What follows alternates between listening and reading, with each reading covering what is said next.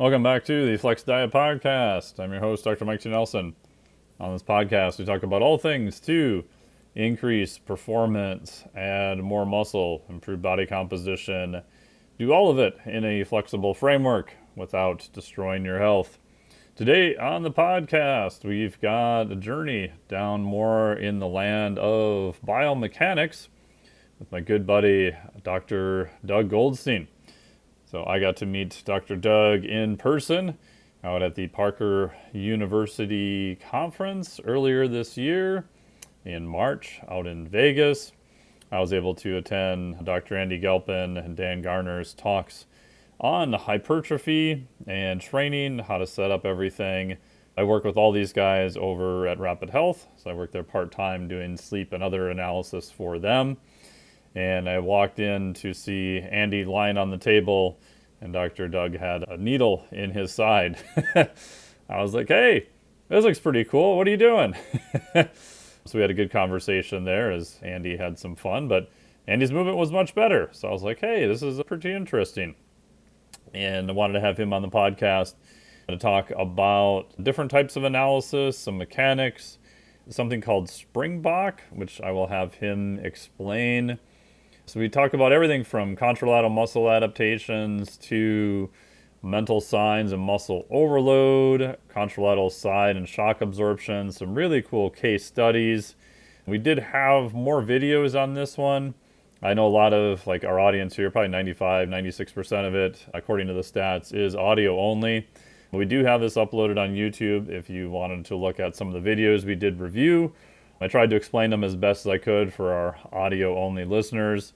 But we did do a fair amount of biomechanical analysis. So if you can see that, it is a little bit better. I talked also about intramuscular dry needling and different ways you can change muscular output. And then we even talked about risks of hamstring strains, muscle activation, and a whole bunch more super geeky biomechanics stuff.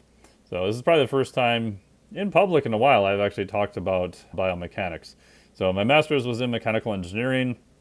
All the coursework was technically in biomechanics, solid mechanics, although my research, as listeners know, is in more of the heat transfer area. So early on, I did a lot of gait analysis, still do some of that here, do a lot of manual muscle testing, hands-on therapy via RPR, deactivated therapy, some stuff from Tom Myers, and a bunch of other stuff. So it was super fun to geek out about all this stuff with Dr. Doug. We'll put all of his links and all of his info below, so make sure to check out all of that. And for sponsors, if you're looking for electrolytes to keep yourself hydrated, check out our friends over at LMNT. I'm drinking the grapefruit one here today, which is one of my favorites.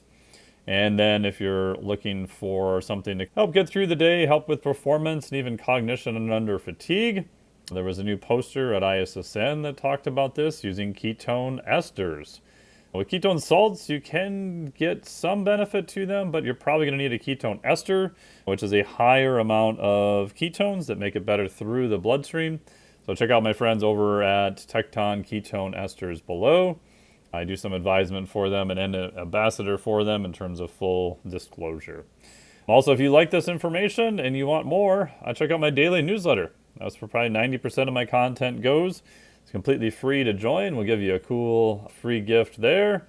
Go to the link down below so you can sign up and get tons of free information delivered in a hopefully semi-entertaining format directly to your inbox. Without further ado, enjoy this discussion all about biomechanics and reducing your risk of injury, muscle activation, and more. My good buddy, Dr. Doug. Enjoy. Great to have you here, Doc. How are you doing?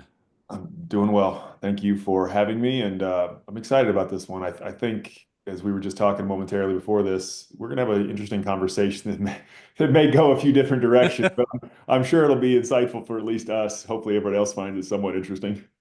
Yeah, I mean, if people haven't figured out why I really like doing this podcast, is I get to sit down with super smart people like you and just ask them all the questions I want to know, which to me is fun and entertaining. And I had this idea even years ago. I remember going to, God, what was it, 2004. I went to an ACSM conference in Seattle, and at the time I was super interested in Omega Wave Could not find anyone doing a mega wave. Everyone's like, what the hell are you talking about? Finally found a dude, Landon Evans, who did it out in that area. Drove like 3 hours to meet up with him. He was super nice to give me a bunch of his time. He's like, yeah, man, just buy me a fancy steak dinner. I'll answer any questions you have. So chatted with him for like 3 hours. And even at that point, I was like, oh man, this is just an awesome conversation. He took me back to his lab at like 10:30 at night and like hooked me up to all these like weird electrodes and shit. But I was like thinking, I think this would be cool, like if I could eavesdrop on all these like conversations that other people are having in private, just to kind of be a fly on the wall to hear what they're talking about. Some of it might be interesting, some of it might not be interesting. Now, fast forward, we have, podcasts and just tons of information everywhere, which to me is still almost kind of amazing because I feel like I'm old now and this is some new revolution I'm just getting into. Oh, that's awesome. Well, I mean, I really enjoyed the time that we had to spend in Las Vegas. I think we lightly touched on some of the work that I'm working on and some of the Yeah. things that I have. You mind if I just share a quick snippet? Because I think it could drive the early part of this conversation. Yes, please go. Yeah, so formal training in physical therapy. Graduated from the University of Colorado, went down the pathway of credentialing. My entire mission was to be a clinic owner, but multiple clinic owner. Like all people, that seemed like the best path to practice orthopedic medicine, but also, make a living for myself and love what I do. It became pretty clear quickly that the insurance path was had some troubles. And when I say That's some putting it trouble, lightly. yeah, I'm pausing because I think that the world who's listening is probably understanding. One of the earlier findings that I encountered that became a big roadblock was the big toe of the left foot has the ability to impact the right hip. And that's just a very kinematic clinical thing that I would say. Oh yeah. But insurance doesn't care. And what Oh ended no, they'll be like, you're a weirdo. exactly, they won't pay you. And they won't pay you. So a very good friend and a longtime client of mine was Demaryius Thomas. Broncos receiver for many years, and I feel like I can say his name now because he passed several years ago, but he's one of the most interesting cases that I learned a lot about this larger understanding of the human. He had an Achilles tear on his left side. Apologies, his right side. But when I met him, he was complaining of left anterior hip pain. And he would take his fist and he would hit his left hip. And I looked at him one day and just finally asked, what are you doing? Yeah. You look crazy, right? Like, why are you Yeah. hitting? Because he said, it's so tight. It doesn't feel good. It's so tight. Well, as we started digging through this and doing the right clinical work, which is hearing his history, it became very apparent that his contralateral ankle was still involved. And his contralateral ankle didn't have the proper movement, the proper mechanics, and that was causing a compensatory pattern on the other side. It's such a simple thing to say, but I still don't believe insurance understands compensation, and they don't care No. about compensation. And that's Street extremely side of pain, frustrating. man. What are you doing, you crazy person? Yeah, crazy. So when we started working with the right ankle or working with the right ankle to improve the mobility of the talar curl joint, I'll show some pictures in a second to maybe make that a little more Sweet. real. But as we improved the right ankle, left hip tightness got better. As his left hip tightness got better, his sprint speed went up. His deceleration capacity improved. His ability to cut, his general resilience went up. One of the most important stats of his career was that he started 125 straight games in the NFL. That's It, bonkers. And that's back absolutely, when I think he was nobody. even in right around some of the rule changes where you could argue it used to be way more violent than what it is. And it's already super violent. There was a stat that came out yesterday, and this is me looking at the text that I had sent a friend because I think that this is such an unbelievable stat. And it's a credit to him. And by no means am I saying that I'm the only reason he achieved this feat. I'm just a part of this team that was a part of how he performed well, which is obviously something we should hit on as well, which is what does a good care team look like for a person who's in the pro leagues? The stat was that Demaryius Thomas is still the fourth in receiving yards since 2010, despite not playing 5 years. Oh, that's so wild. So it's an incredible feat that he was able to accomplish because he was interested in taking care of his body. And so that's, I think, a really good starting point. There are more than two kinds of people, but let's bucket them to very simple terms. There's those that are wildly interested in the resilience of their body because they know how important it is to being able to participate, play, and get paid. And there's those that have just been athletic their entire life that have almost assumed that this athleticism is never going to go away. Yep.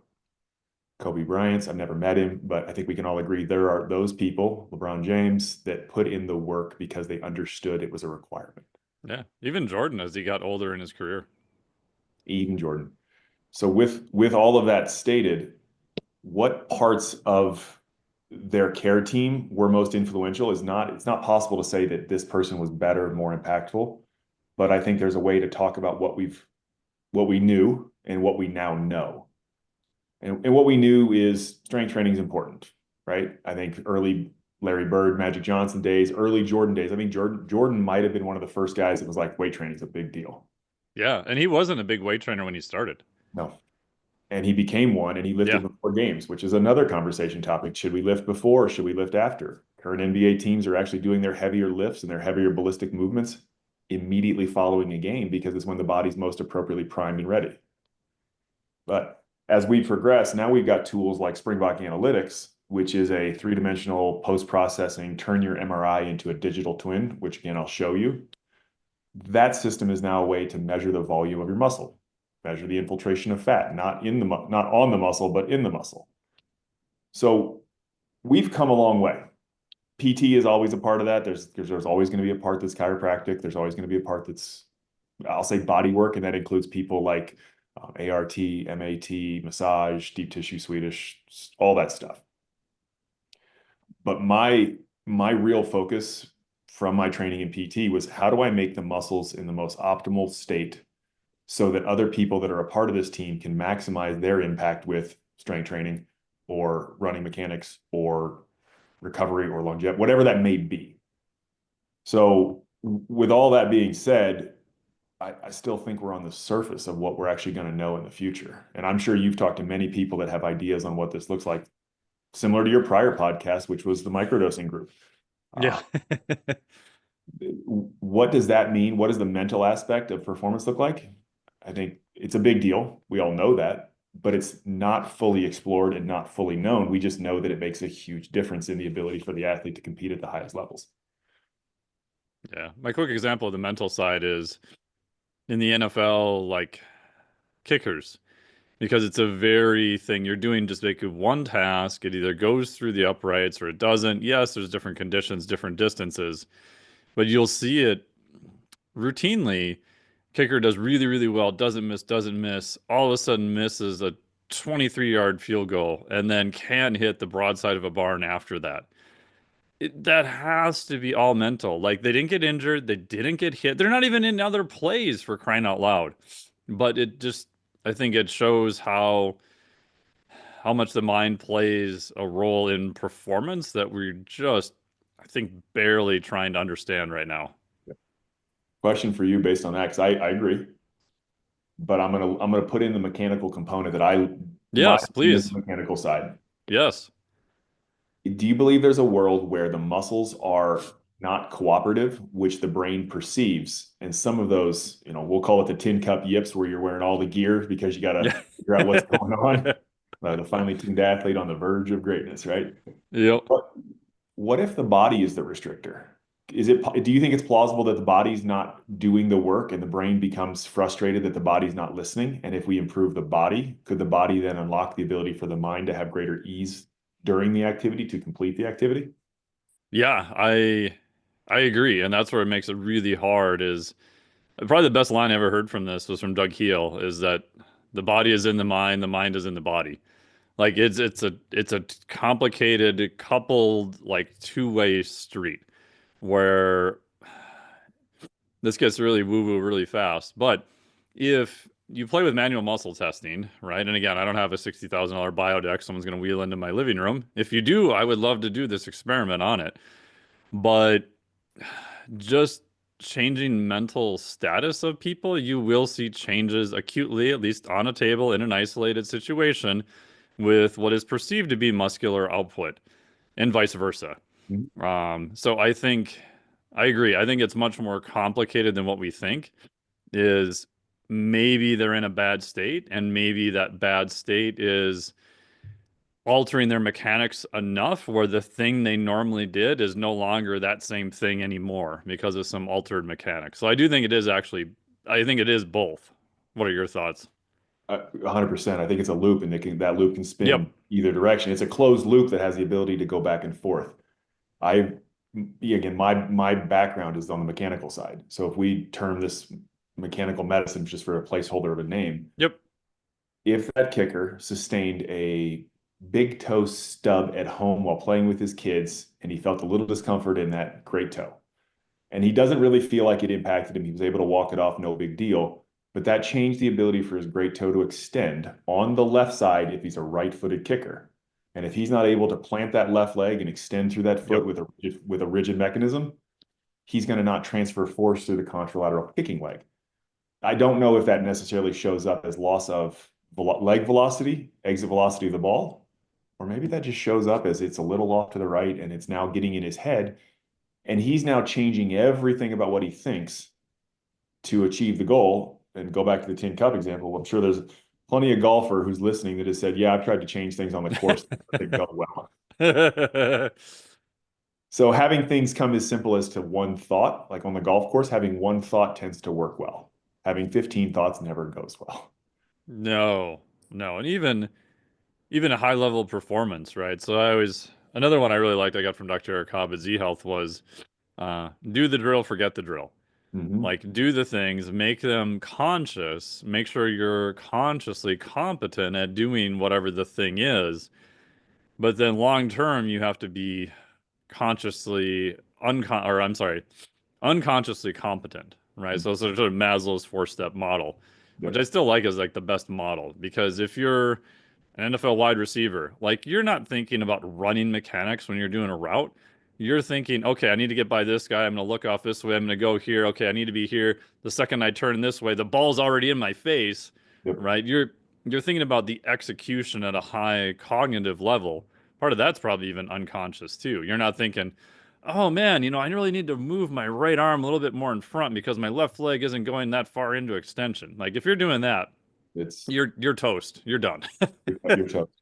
So I'm going to share my screen. I think this, if Yeah. give me the request here, I'm going to use DT as an example. I think it's pretty fun because this was we're talking back in 2000 and I'd have to go back and say 2000, call us 13, right? Let's just for the sake of when was this image, when was the bottom image, the bottom two images?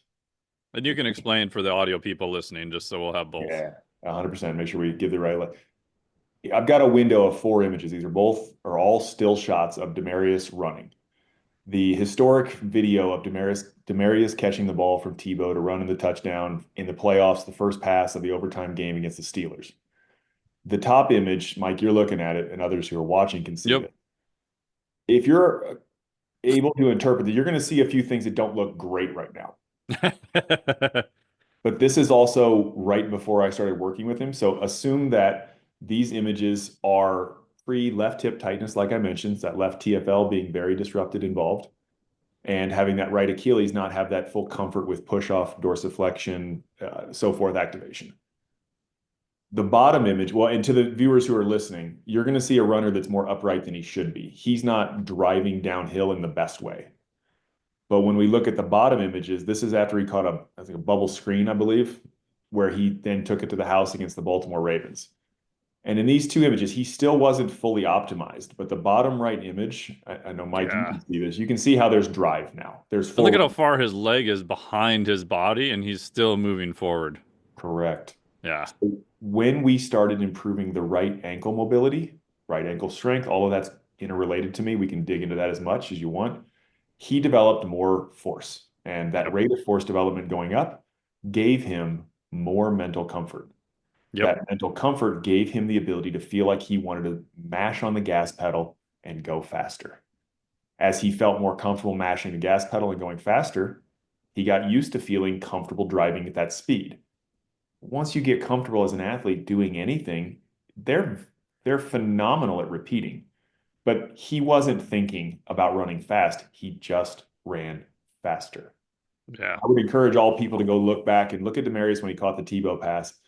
I always describe it as he has a hitch in his step. He kind of ran with a little bit of a hitch. He never had this fluidity that you would see later on. In 2015, this would have been the year when he was with Peyton, Wes Welker, Decker. It was a phenomenal year. In fact, I think that was the record-breaking year where Peyton threw for the most yards ever. That's unbelievable receiving core. There was one time when he caught a pass on the left side of the field, and he was sprinting at full speed, and it was such a beautiful. I'm a sucker for a good form during running. Oh yeah. But he exploded down the sideline, and Patrick Peterson took this angle that he thought was going to catch DT. But if you watch the video, and I'm to the viewers listening, imagine DT accelerating and that angle was off. He went behind DT, DT went to the end zone. This is such Which a means he misrepresented how fast he thought the guy with the ball was going to run, right? correct. I think you're gonna love this, Mike, because this is I quote from Demaryius. I got to the end zone, scored the touchdown because Peterson followed me all the way through the end zone. He got closer to me. I think they were the same draft class. And Peterson walked over, looked at him, didn't touch him, didn't tap him. He looked at him and goes, "You've gotten faster." But that's phenomenal because it's a really cool thing of, okay. So these guys are all calibrated Yep. for competition, but DT's performance increased. Peterson didn't have the chance to recalibrate to the level that he was at. He would have changed that angle had he known DT was running at a speed like that. But this is the beginning of my mind blown, wow, we can change the human and it can change performance. It can change the perception of performance from others competing against them. Ultimately led to DT having a phenomenal career, starting 125 straight games. And if I'm off on 125, it's by one or two. It's an incredible Yeah, a number. I lot. encourage everybody to go look it up. And it But looks like on those top two images, especially the one in the upper right, maybe it's just the angle. yeah, Does he have a lot more upper body torque because of that? I believe so. I don't have the I data. would say yes. Yeah, I don't have the data on that because now we look at, and now you've brought in this whole conversation about catapult and Yep. harnesses and motion capture, and I didn't have that data. Ah, okay. All I had was table data. I had what do you look like on a table? How do your joints feel? What is going on now? Now, I was definitely a part of the strength side, but ultimately his team, which included the Broncos staff, people outside, it is never one person who solves for anything. Anyone who thinks they No. solve is full of shit. There's my first curse word. That's all right. I was a part of a team that resulted in an awesome outcome. That outcome being Demaryius playing at a high level for a very, very long time. But as we Yeah. dig into what we had then, which was not much, it was subjective, clinical, back and forth between patient and provider. And now we have something totally different. I'm going to pull up for the first time to the viewers the interactive viewer from Springbok Analytics. So, quick side note, in 2013, I joined the team to help them, combination of a few things, but to help them kind of help Springbok get their message to professional organizations in the performance space, as well as kind of talk through what the implications of this data may be. And you're going to hear a lot of vague terms when I say might be, could be, this is potentially. There is no definitive Springbok data equals this. It's another data set that allows us to explore more information and make a more comprehensive understanding of what's going on in an athlete at a professional level or a executive at I want to just be able to run 3 miles every other day level. So when I click on this individual to the viewer, Springbok's Analytics interactive viewer is loading. There is a two-dimensional map of MRI images. So think those black and whites you get from an MRI are converted into a three-dimensional digital twin. We are not looking at Demaryius. We're actually looking at an individual who's just a recreational weightlifter. This individual sustained a left ACL strain 3 years prior to this scan. We have the scans that are closer to the date of injury. But what you're going to see is things like the right rectus femoris, which is the front quad muscle that's a hip flexor knee extender, at a 7.3% volumetric difference. You're going to see other things like the vastus lateralis at a 2.1% different deficit. We're going to spin. We're going to look at that left biceps femoris long head in an 18% deficit. Ah. So The first thing to understand is the size of the muscle has the ability to somewhat dictate the force that the muscle can produce. Because we know that cross-section area equals more sarcomeres equal more force generating capacity. But the question that is still unknown, and I have plenty of personal opinions because I, as an advisor of Springbok, get to look at this and speak outside of the company in a positive way. Yeah, yeah. Springbok is an objective data set that's FDA approved.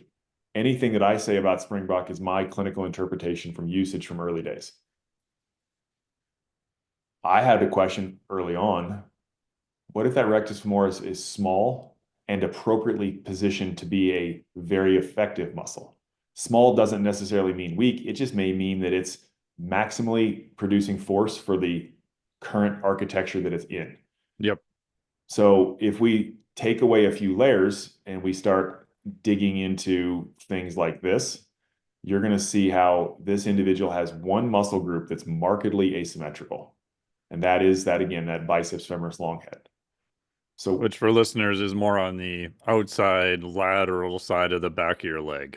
correct. The action of that muscle is not singular. It doesn't just flex the knee. It's also acting at the hip because it inserts onto the ischium, the ischial tuberosity, which is a part of the pelvic complex. Its ability to impact the pelvis and the knee means that it can do multiple things to multiple areas. So then that's the first time I'll bring in this kinematic understanding, right? What do we know about that muscle's ability to kinematically change? Or what can we know about that muscle in its current 18% deficit that may impact the kinematic sequencing? How can we use this data? Can we take this data and provide more insights? I'm going to add all the muscles back and then show one more layer, because what I'm trying to do is paint a picture of early days subjective clinical table work indicates maybe muscle tightness, to your comment about manual muscle testing. It tells a part of the story, but when you layer it with more data, you have a more comprehensive or potentially comprehensive understanding of where this athlete might be. The other thing that Springbok does a really fine job of measuring is the amount of intramuscular fat. So on that same, to the viewers listening, that same biceps femoris, that outer posterior lateral hamstring that acts as a hip extender, as a knee flexor, probably has a lateral rotation component based on its position of the body. It's 18% smaller, but it's equally infiltrated with fat. It's no different than its contralateral side. So what we know here is that that muscle doesn't have as many sarcomeres based on size, but it also has a equal level of fat. I don't have the testing to say that that means this muscle produces 12% less force, or it produces an equivalent level of force, or potentially maybe it means that muscle has less eccentric capacity and it's not going to be seen in an isometric or concentric movement in the gym. It's only going to be noticed in the terminal swing phase of sprinting. But these, I say all of this because those are all the questions that I think all of us, to you and me, Mike, I think nerds in this, Yeah. we all want to understand. Oh, totally. So I'm going to pause there because real quick, I use Springbok as just an example of the advancement in tech, and I use it as a longitudinal step in the right direction from table-based data where we had manual muscle testing and range of motion testing. What are your thoughts about that being also a potentially deceleration of the knee under shear stress? Yeah. I think I was hoping you would go there. So Because I've manual muscle tested, God, I've lost track. How many people post ACL? And a lot of times they didn't even tell me they had their ACL replaced because it was like 10 years ago and they forgot about it in their history and stuff. And even just, again, very crude manual muscle testing. Rarely would I ever find even the hamstrings, air quotes, as a whole group were very good at all on that side. They were almost always shit. I think that's a phenomenal. And when you bring up the ACL, it makes me think about the hamstring autograft. Yes. If you That look was at my other question. Like, okay, now how was it repaired? What part did they steal in order to fix the ACL? So I would encourage all listeners, and I don't have it easily available, but there was a presentation by Matt Jordan, Dr. Matt Jordan, a PhD from the University of Calgary. Oh yeah, he's done great stuff. It's great stuff. One of the things that he was giving a presentation on at the Vail Health Summit at Stephen Hawkins, Oh, nice. was stealing the semitendinosus, likely the gracilis, because when they do that graft, they need enough tissue to create a quadruple bundle ACL, showed significant reductions in peak force in knee flexion during the swing phase of running.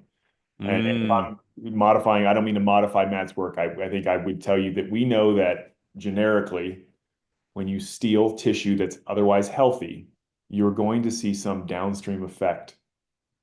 To most people who don't sprint past the age of 30, because those stats are pretty wild, the actual number's low, maybe it never is noticed. But when you have a reduction of knee flexion torque and capacity, it's going to alter. It has to alter the mechanics. If they take apart, the machine is no longer where it once was. So the thing that I have a real interest in outside of ACLs, because you bring that up, is hamstring strains.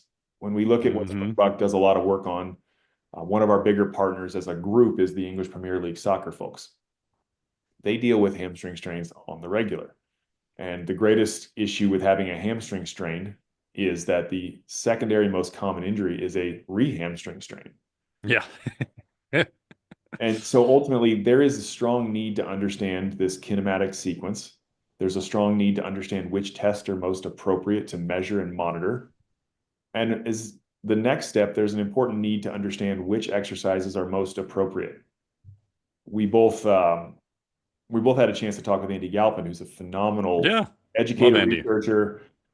His podcast with Brett Contreras several ago on Perform, they did a very big deep dive into glute training, glute work, the history of glute training. Brett wrote a book called The Advanced Techniques of Gluteal Training, where he took, I think it was in the this thick. Yeah, it was 675 page PDF. It was great. It was one of the best things that I've read, because it was the first time I'd ever really seen anyone take a healthy individual to the gym and just say, what does a leg press do? Where does it work? What does it tend to activate more than other things? And there's really interesting nuances in every exercise, which Brett would highlight in doing an open chain donkey kickback for the glute is a great way to engage awareness of the glute, but it's not necessarily the best way to load the glute in a closed chain capacity, which would ultimately increase hypertrophy and then overall capacity after you want to apply it. So what I'm going to share, and Mike, I'm okay sharing this because this is the first time I've ever shared this. Oh, I'm excited. I'm excited to share it. So I'm saying that not because I'm worried about the data. It's more, let me share some interesting findings. If I stammer, please do. Bear with me.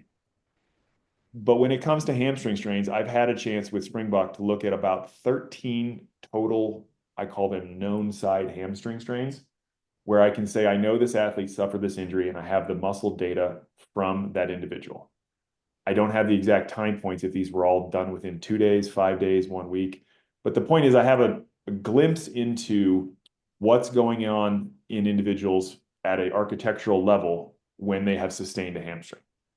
I also have a really interesting lone hamstring injury where there's a pre-data set and a post-data set. So you have this, are there any flags that were present? Is there something? So the thing that I would say is none of this is conclusive. The cohort is small. There's some similar patterns that continue to show up. And I'm wondering if there are any opportunities to take this knowledge and learn from it.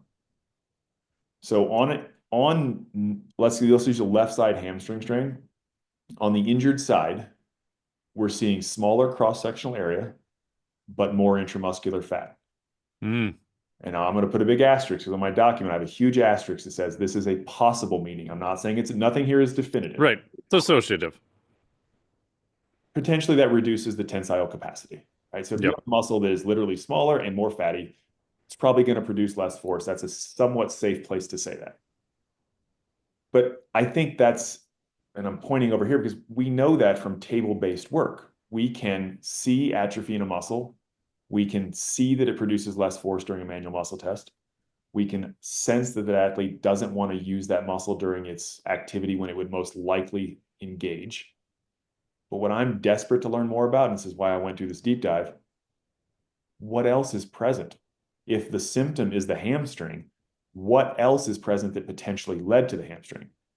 And that makes me go down this somewhat first principles thinking about what's the traditional view but how do we rebuild that view to make it a better understanding of where it needs to be? So if the traditional view is that a hamstring pain or having hamstring pain means treat the hamstring. So see nail, take hammer, hit nail. Problem solved. Bill Problem insurance. solved. If we loop back, I think we just described Western-based, insurance-based medicine really quickly. I think we all know, at least those viewers that are here probably understand that's not a comprehensive understanding, and we all No. more to it than that. If it So were only so simple. only. So what we need to actually do then, I think, is take that and say, how do we rebuild that too simplistic of a thought to a more appropriate level thinking? And I think we need to target treatment where the tissue has actually remodeled. Now, that doesn't necessarily mean the tissue is remodeled in a negative way. It could be that the contralateral plantar flexors need to reduce their tone because they have been compensating for a while for loss of hamstring length, strength, and function, which is an interesting finding. On all of these 13 known side hamstrings, I've seen an increase, a slightly larger, slightly leaner increase in the contralateral side plantar flexors. Hmm. And again, possible meaning here, maybe it's a push-off compensation. Right. It seems like the energy through the system is going to go somewhere. It's just a matter of where and how do we optimize. But it's these middle three things that stand out to me the most. The ipsilateral tensor fascia lata, and I'm going to modify this for the viewers because I know I'm saying the language of anatomy, but we're going to use this app here. In this And case, which app is this for this people is listening? Essential Anatomy 5. It's Cool. It's a phenomenal app to visualize muscles. It's a great app for learning. But when we look at this right here, most often the biceps femoris, semimembranosus, that proximal hamstring region is affected. So to those viewing, I'm just doing an anatomy deep dive with pictures. Yep. So we're looking at the back of the basically kind of air quotes lateral hamstring. Correct. If that hamstring is torn here, sometimes it's torn in the muscle, sometimes it extends into the proximal tendon. When it goes into the proximal tendon, the outcomes are a little, I don't want to say worse, but the rehab timeline goes up because the myotendinous junction is impacted in addition to the muscle component. Yeah. You've got to worry about soft tissue healing, not just muscle healing. Correct.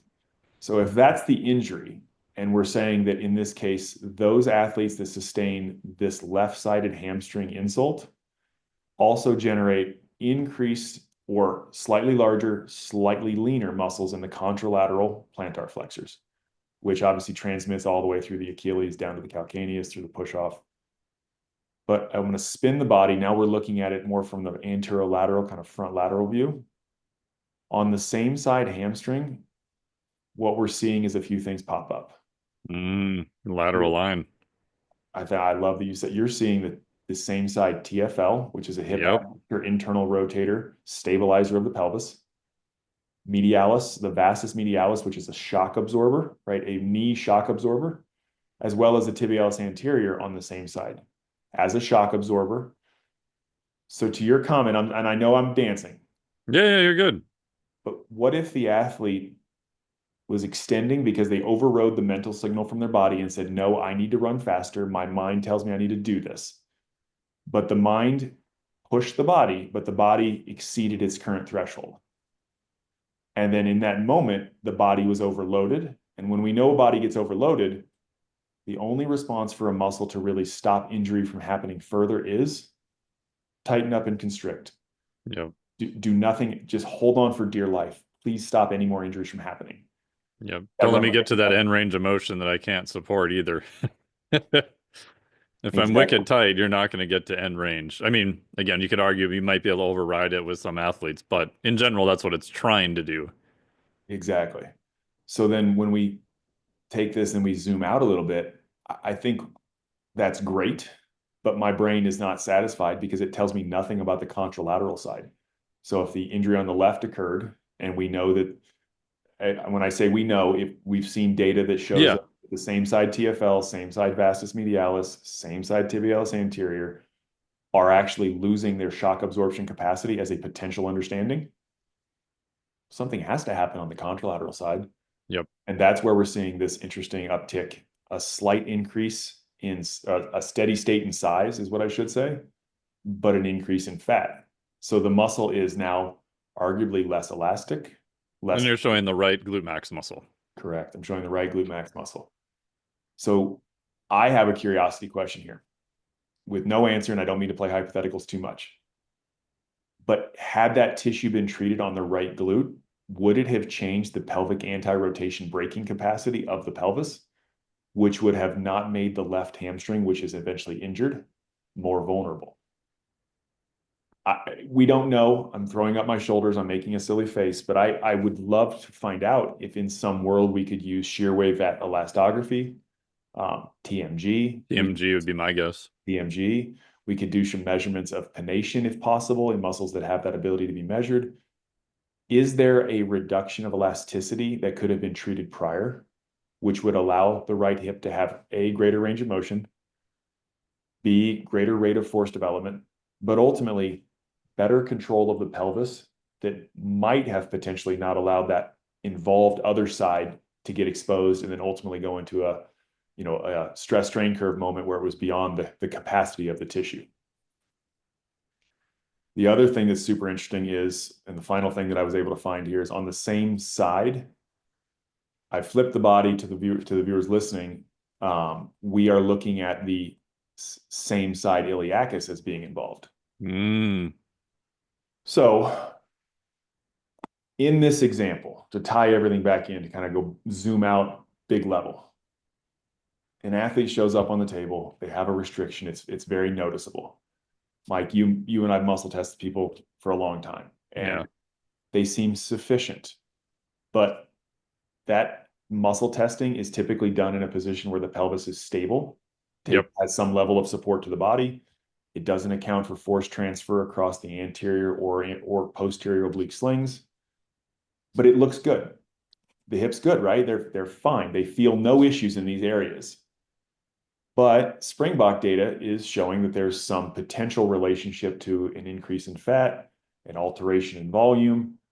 And if you also paired that with running data that said, this athlete's no longer sprinting at the same speed.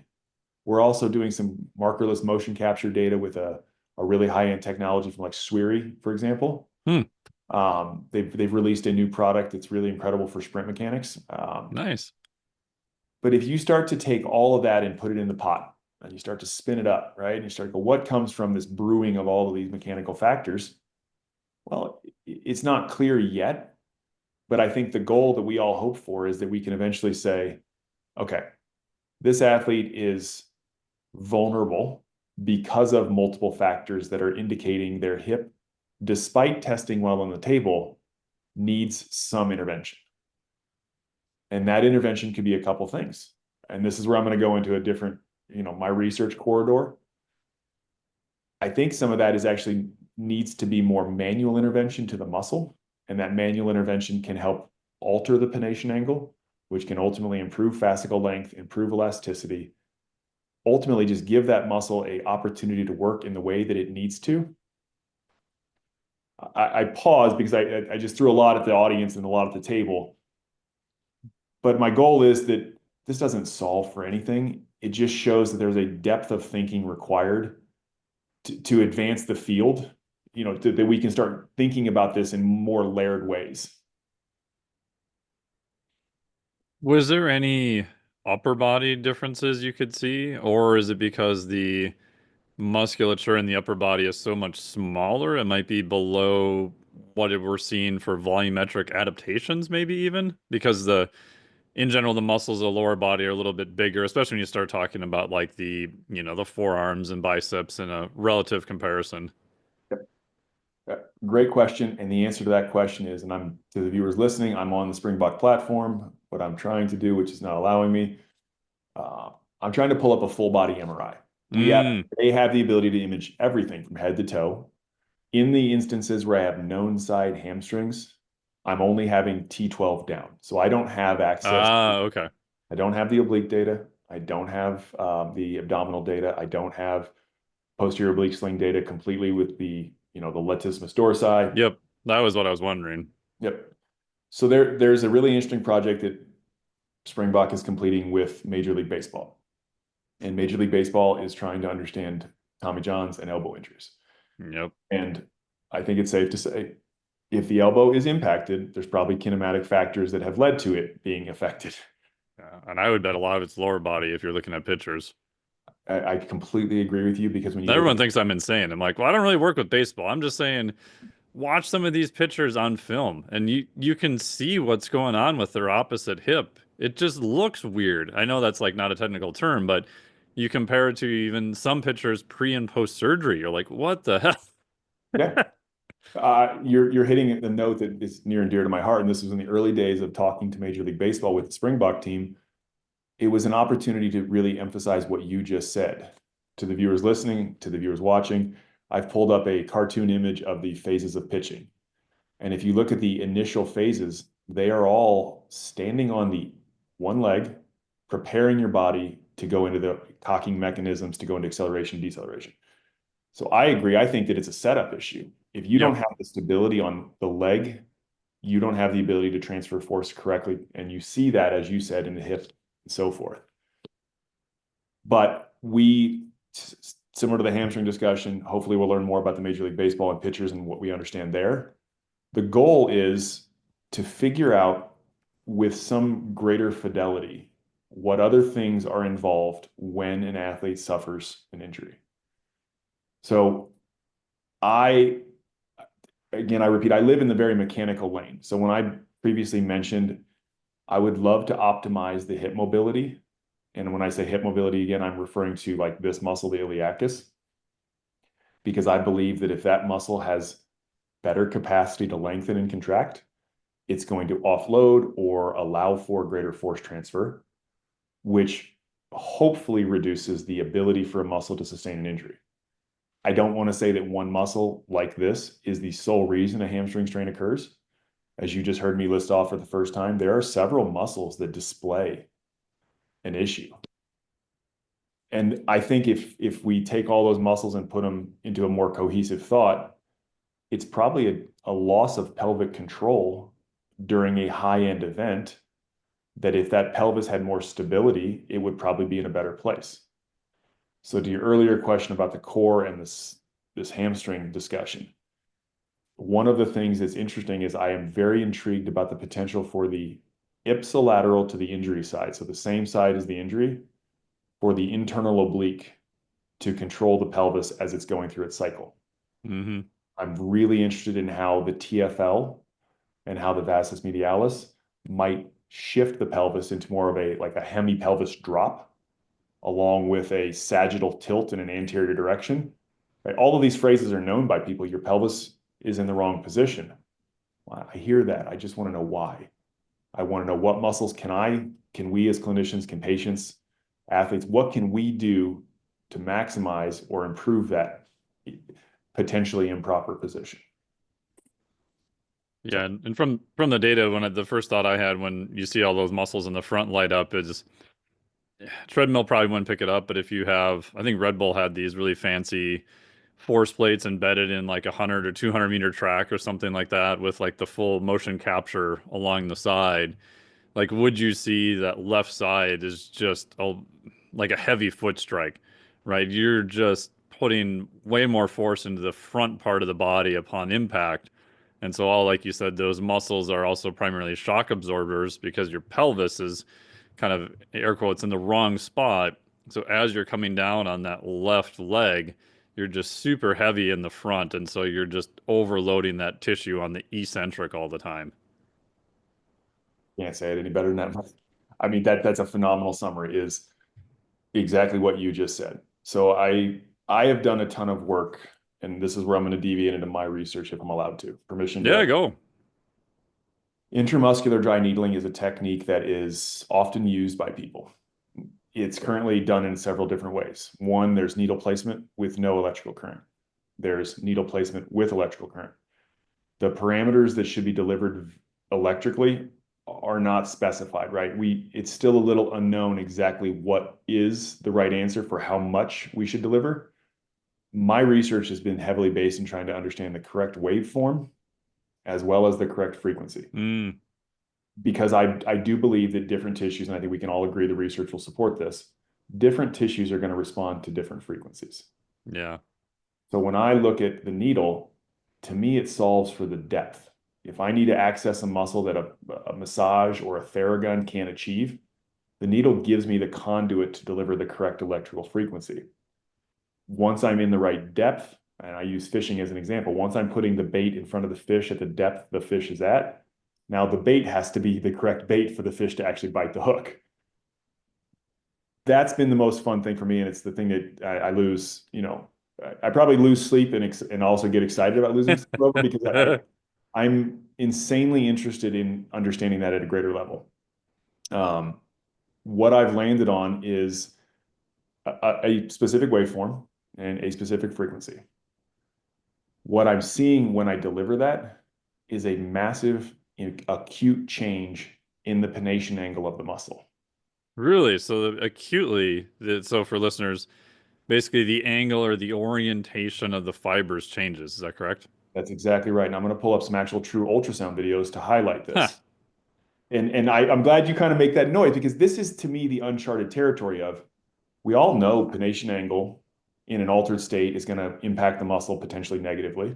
Yep. And we know there's multiple innervations to the muscle, right? So for listeners, it's not just like, hey, you've got this, big pectoralis muscle. There's one nerve that comes in and fires all of it. It's like, no, every muscle has multiple nerves, which has multiple air quotes, different areas that it could potentially contract. So it's not as simple as the original model I was taught of, one muscle, one contraction, origin insertion, boom, you're done. What is your current? I mean, I say your current knowledge. Like, what is the history of this? Because I'm actually from your side of the table. Like, how did they talk about pennation angle in the early days, and where do you, in your current research, where do people land on it? More than what you just said. I'd love to hear this. So my understanding, so what I was taught classically through anatomy, and eventually I was a TA for anatomy later on, is that pennation angle is different per muscle, right? That makes sense. Your bicep looks a little different than your quad. Different parts of your quad look different, but it's fixed, doesn't change, and it was taught as, the pectoralis has these different types of orientations. The rectus abdominis has these. It's static, it doesn't change. There's one nerve that comes in, it fires or it doesn't fire, and you're done. And the thing that blew me away later was some research from bodybuilding was describing this and saying, well, even all the way back to Vince Duranda. Well, if I want to target, the upper pectoralis because of the angle and the mechanics, I'm going to do more of a lowering the bar to the clavicle or up near the neck versus powerlifting style. And at first I was like, wait a minute. Okay, for mechanics wise, that makes sense. Like you're stretching and putting different stress on different fibers. We know fibers are going to respond to different local loading. And then later you saw there was a little bit of research showing that you could emphasize certain particular portions of the muscle. And then later you realize, oops, there's not just one nerve that goes into it. There's also multiple motor points. So, I don't remember exactly. The pec has 9 or something like that. I can't remember the exact numbers. You'll probably know, but it wasn't one. I'm like, Yep. okay, so if there's multiple nerve endings into it that are kind of split, that means we can, in theory, fire different parts of one muscle. It's not this simple origin and insertion type thing. And then you get into all the, work with Tom Myers and the fascial side, and you start doing fresh tissue dissection. And then first time I did that, my head literally exploded about 11 years ago and went, I don't know fucking shit anymore. I know nothing. Um, so yeah, that's where I'm I'm at. with you. I felt like I was like, holy shit, everything I once thought is no longer what I need to think. Holy shit.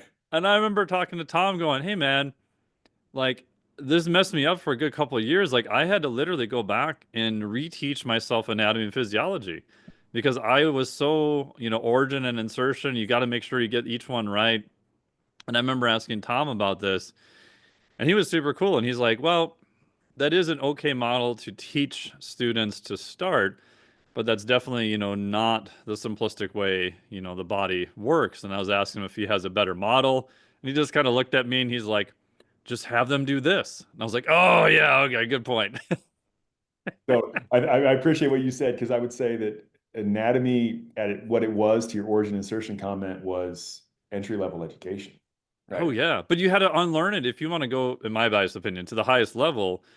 I spent a lot of time having to unlearn a lot of that and look at it from a different lens. And once I was able to, I went back and did the fresh tissue weak dissection like 3 different times.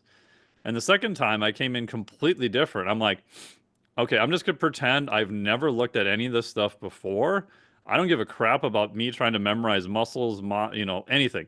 I just want the visual picture and to trace, is this thing connected to that thing? Mhm. Right? So starting to like, okay, where does this go? Like for a while I was obsessed with finding a connection between the jaw and, muscles in the eye because I kept seeing weird stuff with the eyes and the jaw. And but once you start looking at it from that lens and you get to see different bodies and different things and fresh tissue, I do think it does open you up to be like, oh, okay, it's the whole body. It's these, even just on a physical connection thing, never mind the nervous system interaction with it. Mhm. No, I love it. And I was listening to you the whole time. If the viewers watching, I was Yeah, looking down. all good. I was trying to find images from my time with the University of Colorado Health Gait Analysis Lab. Oh, sweet. High-end three-dimensional force plate labs, Yep. movement, all the stuff. So what I'm going to show you really quickly is just a couple photos of, you're going to see this image here where the director of the lab is a gentleman named Gary. Gary's phenomenal. Gary was, well, let me backtrack to the viewers watching. You're going to see Gary walk. Got Gary Snyder, director. Gary's walking barefoot on force plates. It's picking up things. You'll see here on the photo. Nice. You got to pick all the good stuff, right? What you're going to see here is that Gary, without intervention, was getting stuck at his second and third metatarsal head where there's like a hot spot right there. Mm-hmm. Didn't get full No force. big toe. No big toe. That windlass mechanism, non-existent, which we arguably know is less terminal stance, less push-off, right? This kind of all circles back to our conversation. When we take that, and you're going to see here what needles look like inside tissue with electrical current being delivered to the tibialis anterior only. So to the viewers, that's your front shin muscle that is a primary dorsiflexor inverter of your ankle. Mostly it's your talocrural joint. When we do this intervention, which I'll show you the ultrasound changes, not of this one, but of a different one, because my learnings have been layered. I have picked up better understanding as I continue to ask more questions. But what you're going to see here, within 5 minutes, Yeah, he's got big toe big pressure. toe. So that begs the question of, okay, what did the needles do to the tissue? Was it a psychological thing where Gary felt like he could push off, or was the mechanical altered allowing the mental push off? It has nothing to do with mental. His body just now did this, and here's the result. But what Gary would tell you is, and I didn't know this pre-intervention or post until shortly after, he had right knee pain. So Aha. there's a probability that he didn't feel comfortable extending his leg because he had pain. He subconsciously avoided it, which allowed tissue to become different, altered. I'll use the word altered in Yeah, a yeah. negative way. But right here, he's officially getting, it's hard to deny, there was no, hey, Gary, push through your big toe. This was Yeah, just, yeah. well, here's what happens. So I'll hide that because what we're seeing and I'll pull up a few images here. This is using a point of care ultrasound from the GE point of care. Similar duration, well, exact same intervention, similar duration. The acute changes are a reduction of pronation angle. So to the viewers listening, pre-intervention, pre-dry needling with specific electrical frequencies, he was at a 20.4 pronation. And there's a slight error in the manual here, but I think we're going to get better at dialing this in. Post-intervention, within a 5-minute window, there's an immediate improvement in the pronation angle. When that angle is decreased, that fascicle is elongated. When that fascicle is elongated, there's greater range of motion. I'm going to show you the next set of images that It's not also more direct force too, because your line of pull is basically more direct. It's not as oblique. Yeah, thank you. This is also the thickness of the muscle. So you're going to see a reduction in the thickness of the muscle. Huh. Because it Again, gets more compact because the angle's changing. yeah, but it's also kind of thinning out, feeling more Right. relaxed at that point of what is happening. So the value in showing that is the range of motion also improves at that joint.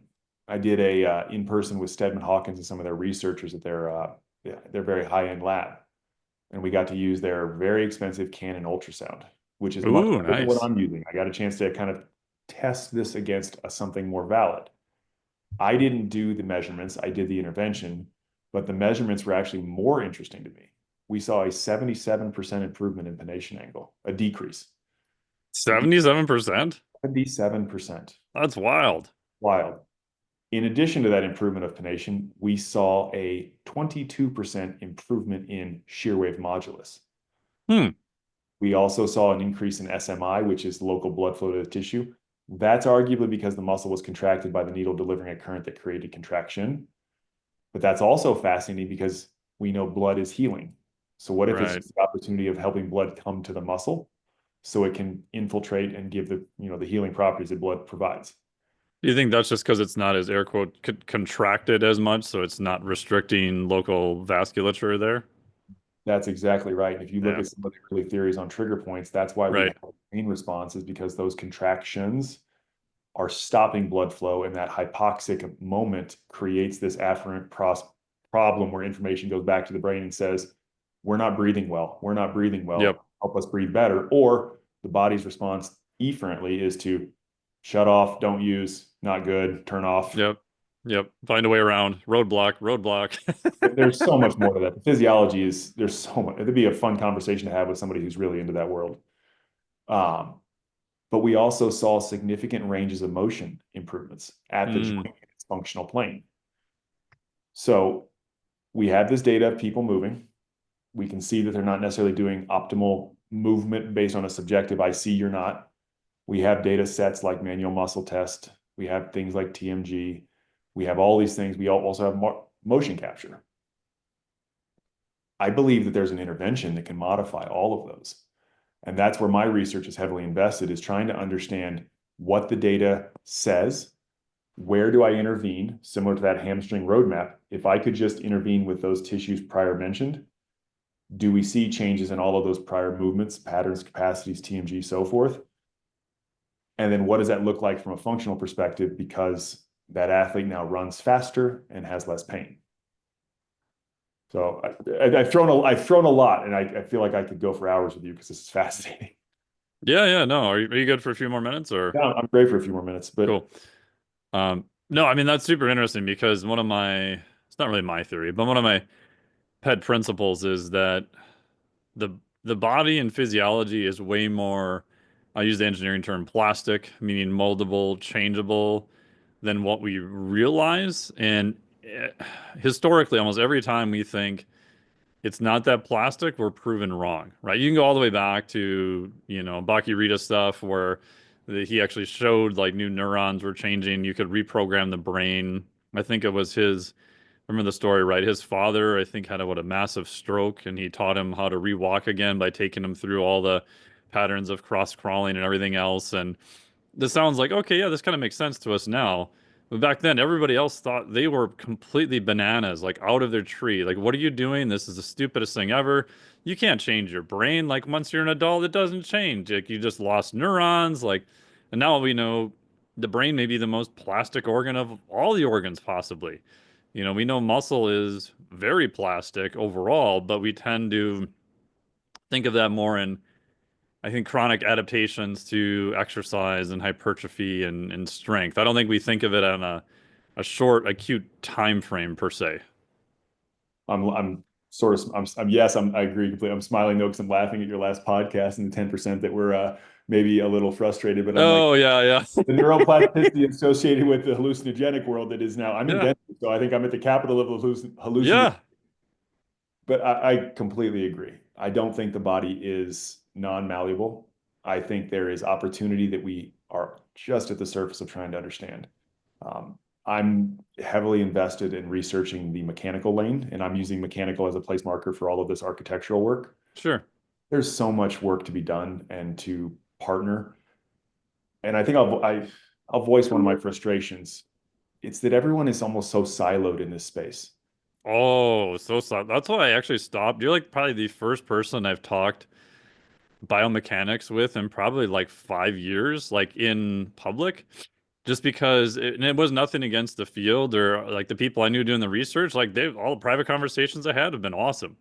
But it was what you said, everyone is so siloed and it's either you're on the neurology side, you're on the mechanics side, and it's a neurobiological model and the whole pain thing and all the pain people drove me nuts because they wouldn't listen to anybody else, even though I think they're actually correct. I don't disagree with them. And yeah, I thought nutrition was siloed, and I think mechanics was worse, unfortunately. I agree. So to anybody listening that has an interest in not feeling siloed and being siloed, let Mike and I know. Yeah. Shameless plug, but I'm very serious.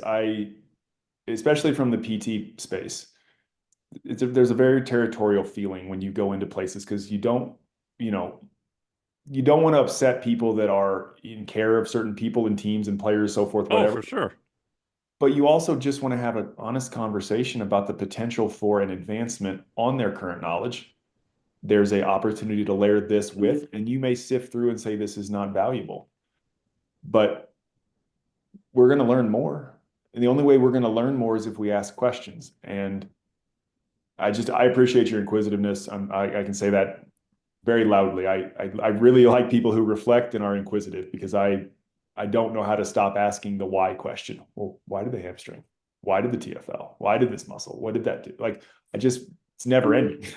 Yeah, and those are all super hard questions too. That I think there's this perception out there that we'll pick on the NFL, that the NFL, they have lots of money, they have lots of researchers, they have dedicated teams to this stuff. Well, they must have all the answers. I mean, I remember hanging out with a physical therapist with the Vikings 3 years ago in their, brand new facility at the time, $1 million force plates, and they were super cool. They're super open, super wonderful people doing great work.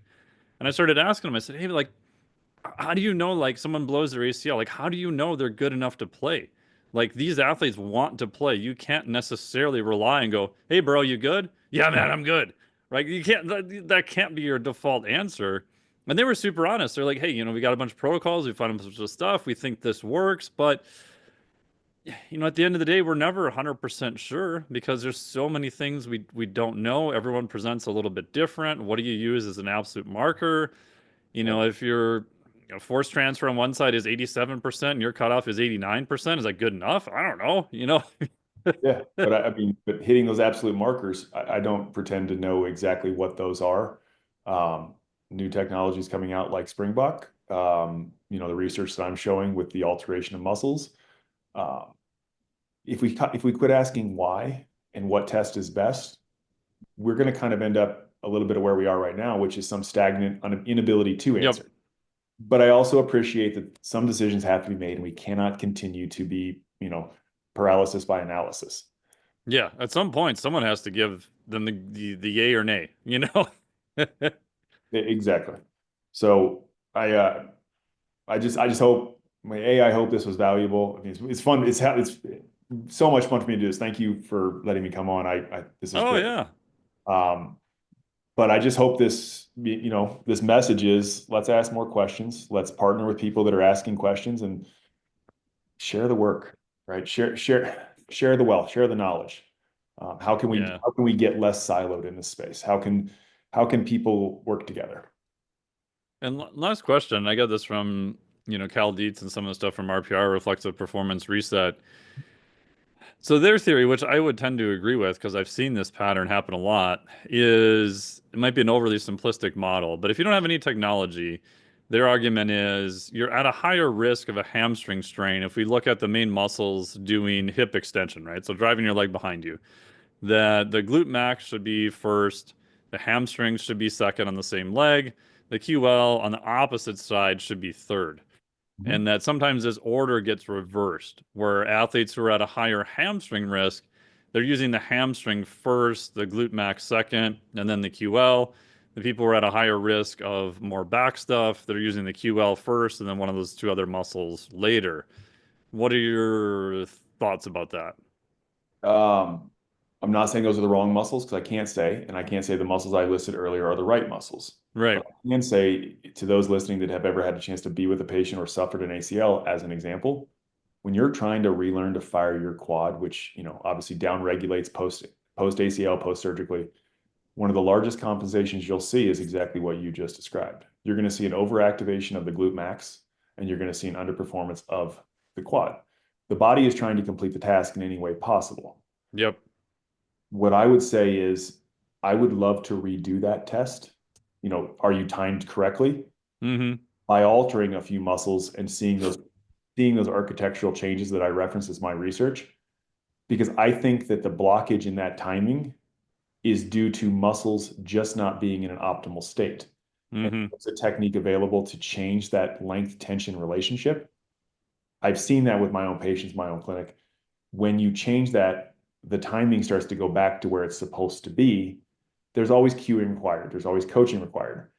But I believe that it's the restrictor on the system. It's like the governor on the go-kart. If you Mm-hmm. governor off the go-kart has the same engine, it just goes faster. I think that there are opportunities to impact certain tissues. And in the case of the hamstring strain, in order to time the QL, the glute max, everything you said, I'm wondering if, and I don't have the answer, but I have a strong opinion, if we could just work on the same side of the hamstring, TFL, VMO, tibialis anterior. And this was a nice tie in to all the Thomas Myers work. If those Yeah. fascial linkages are more receptive to force transfer, then the body can do the thing it already knows how to do because it's already been healthy at one point, and you get the timing of the glute max with the contralateral QL with the stability of the hip. I think then it allows all that to happen. Yeah, that's one thing I've noticed too. I mean, I do the standard RPR stuff to change the pattern. So basically, you're doing some more hands-on work. You're not actually just. I've tried to cue it out of people, and it's almost. I don't want to say impossible, but I'll say very, very difficult. I think you probably can, but the amount of reps you need is a lot. If you have a more advanced athlete, it's probably faster. If you can add loads, probably faster. But I've done stuff like, play with just the foot and ankle complex, which I know Cal's talked a lot about. That made a big difference. I've done stuff with vision and vestibular, and all of a sudden that like changed the whole pattern. So I think there's multiple ways you can change those patterns. And like you said, it's not that they're trying to run that way on purpose. Like the question I always ask myself is, okay, why does their body think this is the most efficient and best path? Because it's literally trying to do the most efficient, the air quote, best thing that it can do, but it has to make a decision that's not the most optimal, we'll use that word, for some reason. And even like with breathing stuff, which could be a whole hour podcast or longer, the thing that changed my thought patterns the most on that was, okay, why are they breathing this way? Their body has to believe that this is the most efficient pattern, even though we know from a pure physics standpoint it's not. But to their anatomy, their structure, their nervous system, their inputs, it thinks that it's the most efficient. And when you freed up restrictions, you do a bunch of other stuff, and you can allow them access to a more efficient path. It's mind blowing to me that their body will still pick that path and it'll actually want to stay there. Like if you get the right thing kind of set up, it wants to be more efficient. It's just sort of being blocked. It's like removing parking brakes all the time, not necessarily trying to step on the gas pedal per se, if I use that analogy. It's a great analogy. What I would add to that is when I say I'm trying to take away to your emergency brake, take away restrictions. What I do with my intramuscular techniques is not a solution. It is a opportunity to access new tissue, which requires another implement. In often terms, that's the strength. Yep. So I take away a restriction from the TFL on the same side and the VMO on the same side of the injured hamstring. We absolutely have to train the endurance of the hamstrings, and that Oh, could be for sure. done we already know eccentric lengthening, strengthening. I mean, I believe the literature from British Journal of Medicine shows us within 10 days of having a hamstring strain, if you can start working on controlled lengthening within pain-free reduced ranges, you're going to see an improvement in the time to recovery. Hmm. So that's where we do know that short-term and long-term outcomes are optimized if movement is initiated sooner. And that's why in PT, you're seeing people in the ICU getting up and walking because we know that the consequences of immobilization at that magnitude in an ICU or putting a boot on because you had a small ankle tweak, Yep. there are consequences to doing those things. So I am presenting an opportunity, or I'm presenting a technique that I think provides an opportunity to pair with again to, okay, what is the next best set of exercises? How could their current plan be modified? To Cal Dietz, I think the spring ankle complex is a remarkable piece of research. Yeah. It's mind blowing to me that it's still not as known as it needs to be. Yeah, But that kind of blows me away. Just like I just show pictures of Barry Sanders running. I'm like, hey, Mhm. look at this. Do you think he's got strong feet and ankles? Like he's all the way offset with like I would say yes. I would agree with you. So, if you ask a foot surgeon what's the most important joint, I think we all know the answer. Yeah. That again, medicine is siloed: foot guy, ankle guy, knee guy, psychiatry person, right?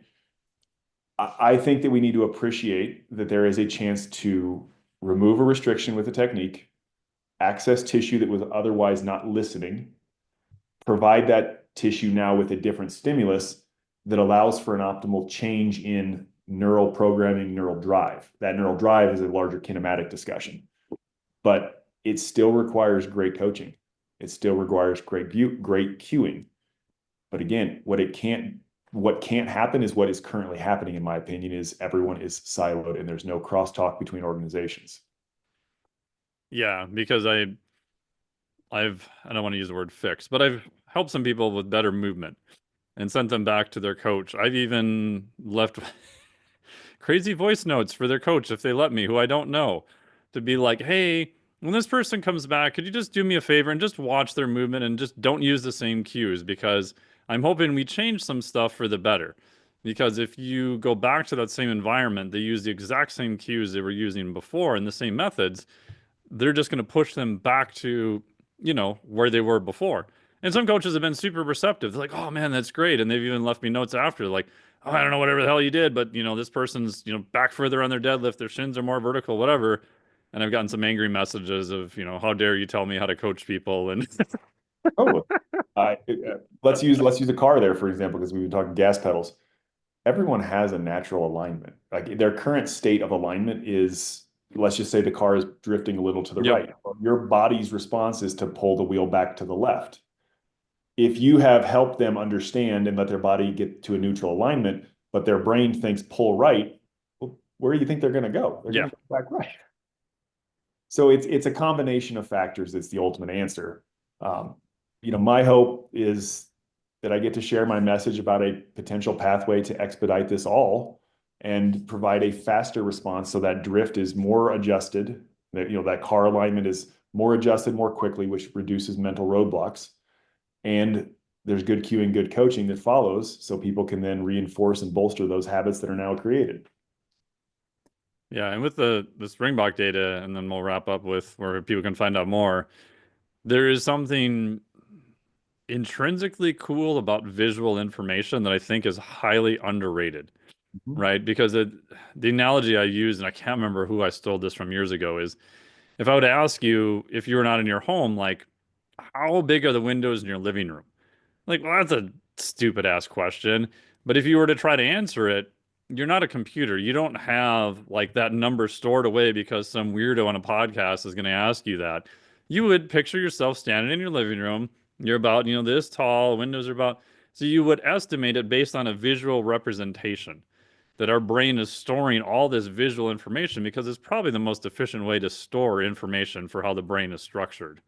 So I think there is something very cool about like the Springbok data and seeing the model in front of you and realize, oh, that's this person's anatomy or this is my anatomy, and seeing and having volumetric measurements and differences, and you can see different lines, you can see patterns that I just don't think it's hard to even use words to describe. And sometimes when they see that, I would imagine they're more bought in of, oh, okay, I see it now. Ah, I see what you're saying. That makes sense now. Ah, very cool.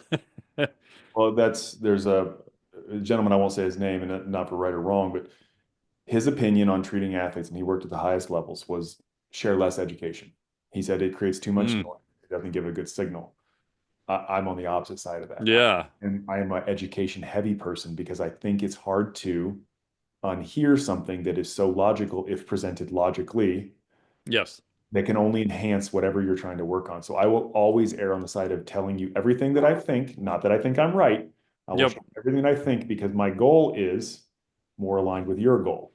You want to perform better. I need you to understand why I think you're performing not optimally.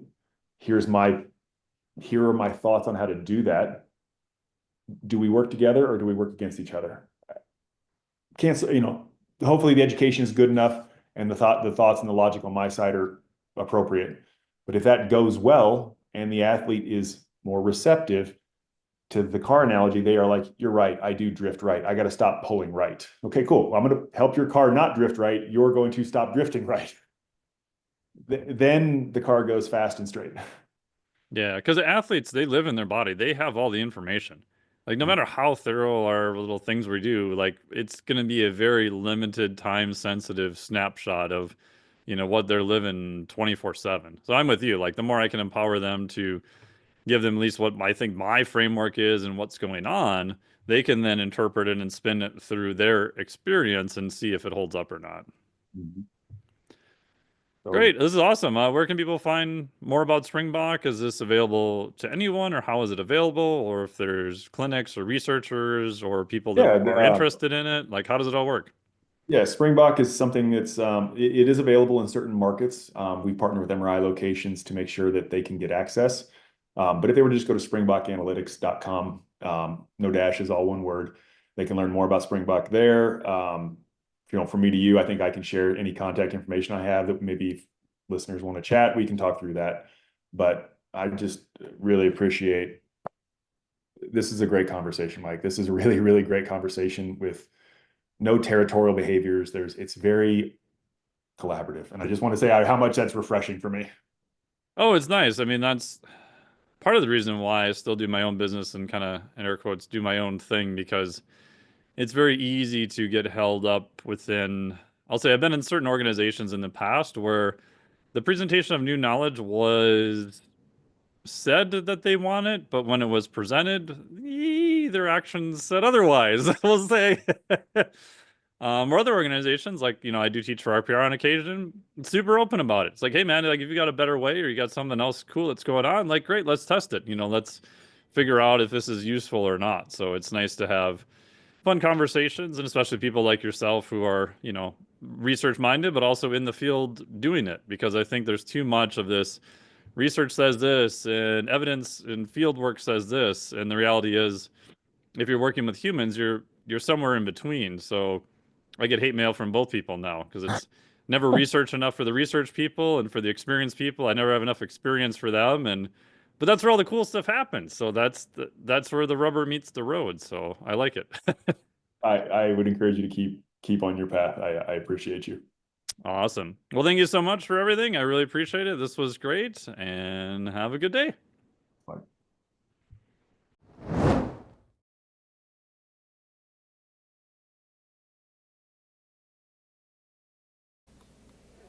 Huge thanks to Dr. Doug for being on the podcast here. It was super fun to chat about biomechanics, injury, risk reduction, things you can do to change all of that, new methods such as Springbok and everything else. So this was super fun. I may have been over in Europe helping with some biomechanics recently. I can't say much about it other than that, with a high-level professional athlete, and it's always super fun when you get to do that, and always really interesting when I get to learn new stuff, especially from people like Doug who are very open-minded, just trying to find better solutions for everyone, including athletes. What's cool about biomechanics is, especially if you're working more on the nervous system, is you can see changes right away, which is super fun. So big thanks to him. Make sure to check out all the wonderful stuff he's got going on. If you're looking for electrolytes, check out our friends at Element down below. If you're looking for some ketone esters, check out our friends over at Tecton. Use the code Dr. Mike to save some dinero. Tecton has something very cool coming out this fall, so stay tuned for that. If you want more information from me, be sure to hop on to the newsletter, which is completely free. Probably 90% of my content goes out directly to the newsletter. If you're looking to increase your performance, add more muscle, improve body comp, all the stuff we talk about on the podcast, and you'll definitely love the newsletter. And it's completely free. So go on to the newsletter down below. Thank you so much for listening to the podcast. Really appreciate it. If you have someone who might enjoy this episode, please forward it to them. If you tag us online, that'd be great. As a thank you, please share the podcast around. Like, download, subscribe, all that wonderful stuff. If you're watching this on YouTube, if you could do us a huge favor and hit the subscribe button, that makes a huge difference. I'm working probably later this year to try to promote more of the YouTube stuff which I haven't done, and getting over the 1,000 subscribers really makes a huge difference in YouTube land, from so I've been told, for people that are actually doing more with it. So if you do, that'd be super, super helpful. It only takes a couple seconds. Thank you so much for listening. I really appreciate it. And we'll talk to all of you next week. A great little actress. Yep, and getting smaller all the time. This podcast is for informational purposes only. The podcast is not intended as a substitute for professional medical advice, diagnosis, or treatment. You should not use the information on the podcast for diagnosing or treating a health problem or disease or prescribing any medication or other treatment. Always seek the advice of your physician or other qualified health provider before taking any medication or nutritional supplement, and with any questions you may have regarding a medical condition. Never disregard professional medical advice or delay in seeking it because of something you have heard on this or any other podcast. Reliance on the podcast is solely at your own risk. Information provided on the podcast does not create a doctor-patient relationship between you and any of the health professionals affiliated with our podcast. Information and statements regarding dietary supplements are not intended to diagnose, treat, cure, or prevent any disease. Opinions of guests are their own, and this podcast does not endorse or accept responsibility for statements made by guests. This podcast does not make any representations or warranties about guest qualifications or credibility. Individuals on this podcast may have a direct or indirect financial interest in products or services referred to therein. If you think you have a medical problem, consult a licensed physician.